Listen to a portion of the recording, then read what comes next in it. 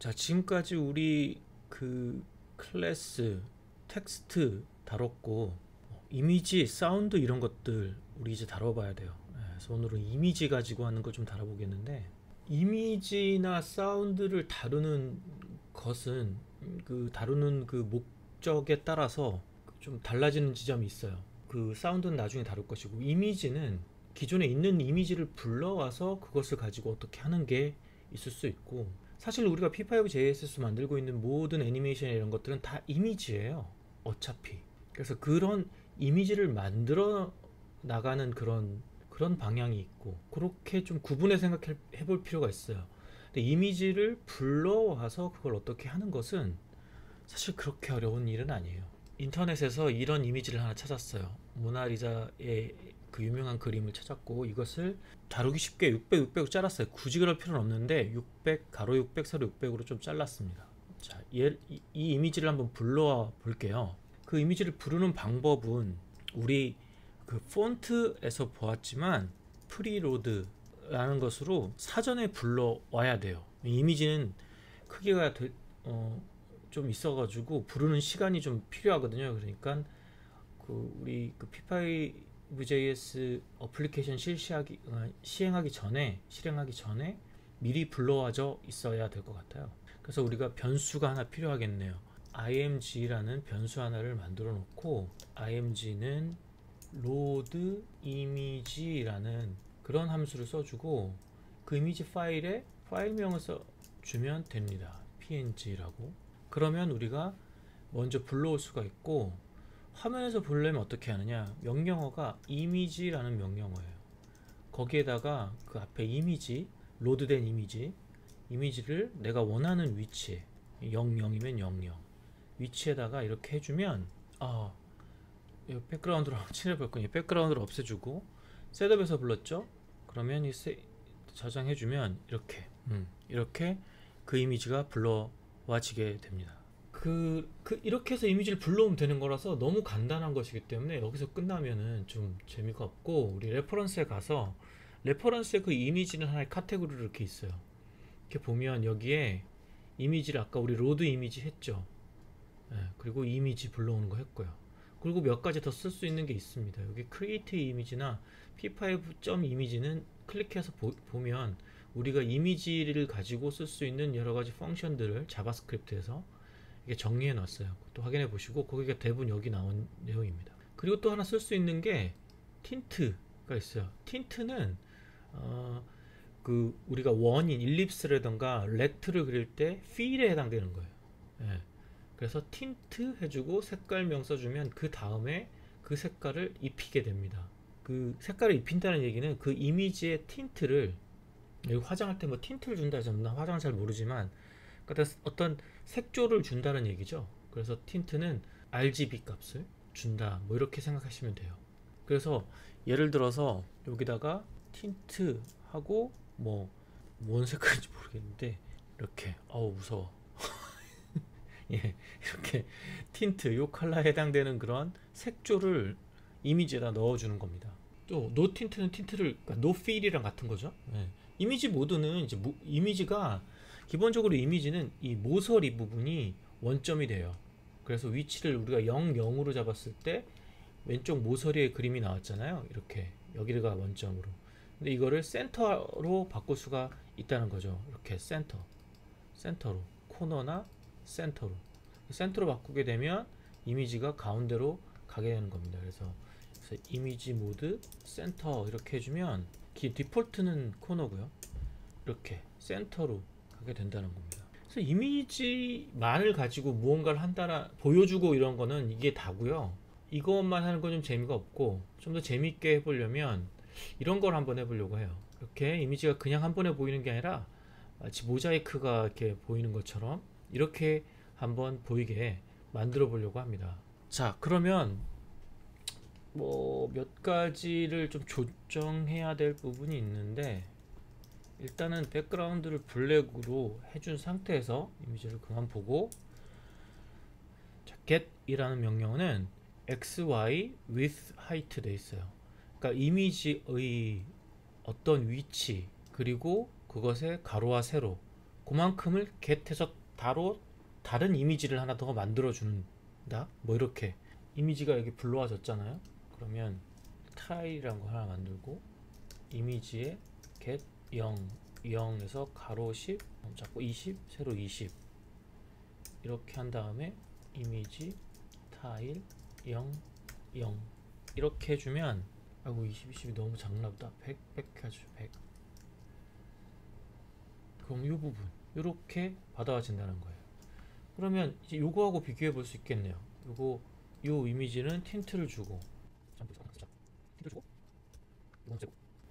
그 위에다가 이미지를 원래 이미지를 보여주고 그 위에 틴트한 이미지를 보여줄게요. 이렇게 이 부분을 받아왔다는 거죠. 그래서 이거 get한 이미지의 위치를 좀 뭐 여기 요 부분이 요쪽으로 와 있는 거죠. 그쵸? 요거를 또 똑같이 00에서 100이 아니라 200, 400을 했으니까 크기 100, 100이면 여기다 200, 400 그러니까 200, 400에서 100, 이만큼 위치라면 이렇게 마치 무슨 파란색 셀로판지를 붙여놓은 것처럼 300에 200 이렇게 하면 300에 200 이렇게 계속하면 이렇게 할 수가 있게 되는 거죠. 그렇죠? 그거보다 더 재밌게 하려면 얘를 뭐 이렇게 할 수도 있겠네요. 자, 여기는 노 타일 노 틴트를 해줘야 되겠죠. 이렇게요. 그 다음에 재밌는 거는 여기 지금 받아오는 그 첫 번째 시작점이거든요. 여기가 시작점이겠죠. 시작점 요쪽 코너 요 코너에 그 좌표죠. 마우스 X 마우스 Y로 해주고 그 이미지도 마우스 X 마우스 Y로 해주면 그러니까 마우스 X 마우스 Y 위치에서 100만큼씩 이제 이미지를 get 하는 거죠. get 해서 그거를 디스플레이 시켜주면 이렇게 따라다니겠죠. 마치 셀로판지에 이렇게 되는 것처럼 이렇게 따라다니겠죠. 자, 그러면 아까 우리가 봤던 이런 효과는 어떻게 줄까? 요거는 그러니까 쉽게 말해서 이런 거예요. 이 작은 타일들, 이 이미지를 작은 타일로 나눠서 그 각각의 이미지를 랜덤한 어떤 순서에 의해서 다다다다다다다다다다다다다 나타나게 그렇게 해주면 되겠죠. 그러니까 이 이미지를 뭐 어떤 일정한 크기로 막 나눌 거예요. 막 나눠서 이 각각의 이미지를 어딘가에 저장할 거예요. 어딘가에 저장해 놨다가 처음에 셋업에서 그러고 나서 그 저장된 녀석을 하나씩 불러와서 그 위치에다가 그냥 하면 안 되겠죠. 그 위치에다가 대신에 랜덤하게 보이도록 그렇게 할 거란 거죠. 그러면 우리가 필요한 게 이제 이 어레이 하나 만들어야 되겠네요. 그 어레이에다가 이 각각을 타일이라고 부릅시다. 어레이에다가 얘를 푸시해 줘야 되겠죠. 이 이미지 타일을 각각에다가 푸시해 줘야 되겠죠. 저장해 놨다가 이제 꺼내 쓰면 되겠죠. 그러면 저장한 어레이가 하나 필요하겠네요. 그걸 우리가 타일즈라고 그리고 여기 이 부분은 일단 빼고요. 그 x let x는 0에서부터 x가 이미지 위드스라면 이미지가 600, 600이잖아요. 그 이미지의 가로 길이가 나오거든요. 예, 작을 때까지 플러스 이퀄 타일의 크기를 한 30 정도로 할게요. 또 30 정도로 간격을 30짜리 타일을 만들겠다는 거죠. 라고 해서 let 타일 이지 x y 위치에서 30 되는 그런 타일들 하고 그리고 그냥 타일만을 x, y에서 보면 사실은 아무것도 변한 게 없어야 돼요. 왜냐? 지금 나눠져 있는데 그냥 그걸 쭉 보여주기만 하는 거니까 무슨 얘기인지 알겠죠? 타일로 나눈 다음에 걔를 그냥 보여줬는데 그 위치에다가 보여줬는데 x가 0, 30, 60 이렇게 그 위치에다 보여줬는데 이제 안 보이겠죠. 저건 이렇게 저장을 할 수가 있을 거예요. 그런데 그 이미지 타일을 우리가 타일즈에다가 넣어 봅시다. 또 마찬가지일 거예요. 일단 보여주는 거는 빼고 일단 넣어줬어요. 넣어주고 뭐 이렇게 한번 해볼게요. 이거 그냥 싹 지우고요. 자, 백그라운드는 0으로 하고 그냥 랜덤한 거 몇 개 꺼내가지고 한번 보죠. 그냥 하나만 보죠. 자, 우리가 보여줄 이미지를 또 타일이라고 해놓고 이거는 타일즈에 어떤 몇 번째 녀석을 보여주면 되겠죠. 타일을 그 몇 번째 녀석을 인덱스라고 해보고요. 인덱스는 타일즈의 길이에다가 길이 중에서 랜덤함 값을 잡아내는 거죠. 예전에도 한번 했지만 타일의 길이에서 이게 인덱스를 이 녀석을 보여줄 텐데 길이에서 랜덤함 값. 근데 이거는 이제 정수가 아니니까 얘를 플로어를 해주면 이제 정수 값이 되니까 몇 번째가 나오겠죠. 몇 번째 타일을 이제 보여주면 되죠. 타일 0으로 해줘. 하여튼 뭐 봅시다. 이렇게 지금 보면 그 타일에 있는 것 중에 랜덤한 게 막 보이고 있을 거예요. 30짜리인데 지금 보이죠? 여기 위치를 지금 잘 안 보이니까 중심에다가 봅시다. 보일 거예요. 화면 중심이 지금 막 보이죠? 계속 바뀌는 게 보이죠? 왜냐면 매 프레임마다 랜덤한 녀석 하나를 갖다가 보여주니까. 근데 우리가 원하는 건 뭐냐면 얘를 자기가 원래 카피된 그 위치에다가 거기다가 넣어주고 싶은 거예요. 그러면 타일만 저장해서는 안 되고 그것의 좌표도 저장해 줘야 될 거. 이 좌표 X, Y도 얘랑 같이. 그래서 그렇게 하려면 몇 가지 방법이 있는데 가장 쉬운 방법은 X와 Y라는 Y즈라는 그 어레이를 또 만들어 주는 거예요. 여기다가 X제는 X를 넣어주고 Y제는 Y를 값을 넣어주는 거예요. 이렇게 3번 푸시를 해주는 거죠. 그러면 어차피 같은 순서대로 푸시가 되기 때문에 그 타일이 그 X, Y 위치에 있는 것과 서로 순서가 같게 되니까 불러올 때 그렇게 같이 불러오면 되는 거가 되죠. 그러면 여기다가 뭐가 되냐면은 X의 인덱스, 요거는 Y즈의 인덱스를 불러와 주면 이렇게 대신에 번쩍번쩍 하긴 하지만 지금 불러와지고 있는 거죠. 대신에 각자의 위치에서 불러와지고 있는 거예요.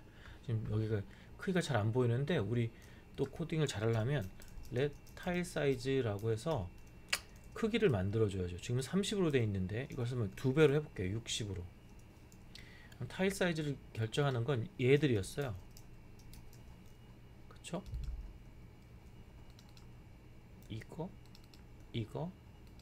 이거였어요. 그래서 이렇게 자 랜덤하게 불러와지고 있기 때문에 지금 보이죠? 되는 게 보이죠? 네. 그런데 사실은 이 백그라운드를 없애면 아까 우리가 했던 그 효과를 볼 수는 있어요. 이렇게. 근데 왜 다 안 채워질까?